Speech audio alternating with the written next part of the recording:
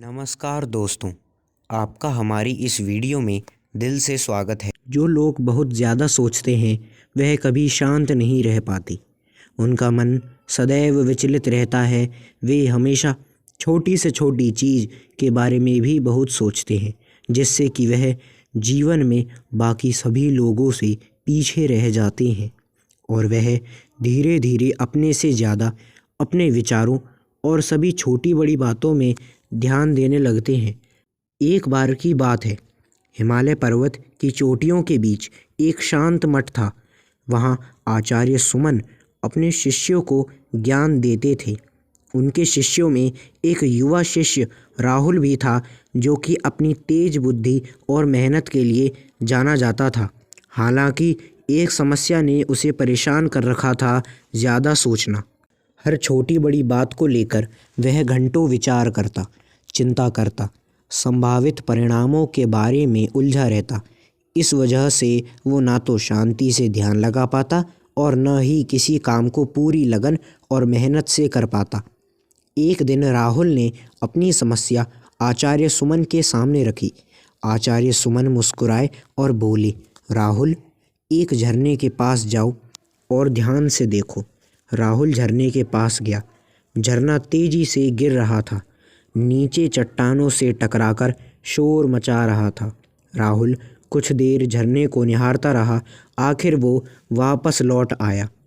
आचार्य जी, मैंने जोर से गिरते पानी को देखा, उसकी आवाज़ सुनी, उसकी ठंडक महसूस की। आचार्य सुमन ने पूछा। राहुल सोच में पड़ गया। उसने कुछ देर और सोचा, फिर कहा, नहीं, बस इतना ही। आचार्य सुमन ने मुस्कुराते हुए कहा, अब फिर से झरने के पास जाओ, लेकिन इस बार सिर्फ पानी के गिरने पर ध्यान केंद्रित मत करो। उसके आसपास की चट्टानों को देखो, हवा के झोंके को महसूस करो, फूलों की खुशबू को सूंघो। पानी के केवल गिरने पर ही ना फंसो, पूरा दृश्य देखो। राहुल फिर से झरने के पास गया। उसने इस बार चट्टानों पर उग आए पेड़ों को देखा, हवा में उड़ते पक्षियों को देखा, नीचे की घाटी में बहती नदी को देखा। उसने फूलों की खुशबू को सूंघा, पानी की ठंडक को महसूस किया। जब वो लौटा तो उसकी आंखों में एक नया प्रकाश और एक नई चमक थी। आचार्य जी, मैंने समझ लिया, राहुल ने उत्साहित होकर कहा।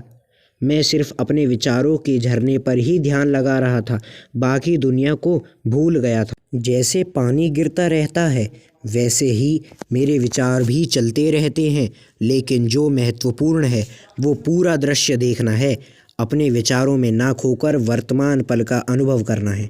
आचार्य सुमन ने राहुल के सिर पर हाथ रखा और कहा, शाबाश राहुल, अब ज़्यादा सोचना नहीं, जीवन के झरने का पूरा आनंद लो। राहुल ने आचार्य सुमन की बातों को दिल से लगाया। उसने ध्यान का अभ्यास किया, वर्तमान क्षण में जीने की कोशिश की। धीरे धीरे उसके ज़्यादा सोचने की समस्या कम हो गई और वो ज़्यादा शांत और खुशहाल महसूस करने लगा। यह कहानी हमें सिखाती है कि ज़्यादा सोचना अक्सर हमें अशांत और दुखी बनाता है।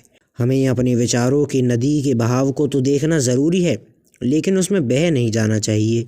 हमें आसपास की दुनिया को भी देखना चाहिए, वर्तमान पल का अनुभव करना चाहिए और जीवन की धारा में बहाव की तरह बहना चाहिए।